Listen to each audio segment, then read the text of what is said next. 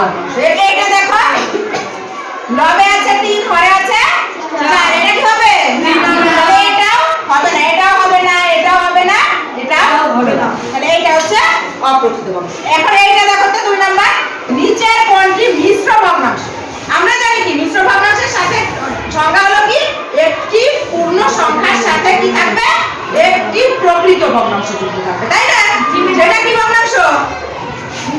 একটি পূর্ণ সংখ্যার সাথে একটি প্রকৃত ভগ্নাংশ যুক্ত থাকলে সেটাকে কি ভগ্নাংশ বলে? মিশ্র ভগ্নাংশ। তাহলে এইটা দেখো তো প্রথমেই আছে একটা পূর্ণ সংখ্যা এর সাথে একটি প্রকৃত ভগ্নাংশ আছে, আছে না?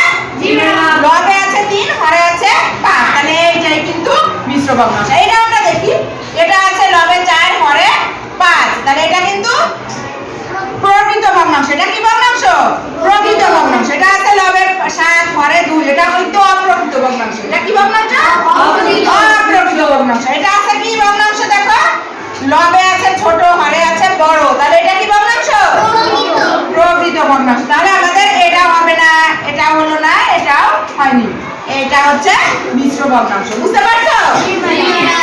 আচ্ছা।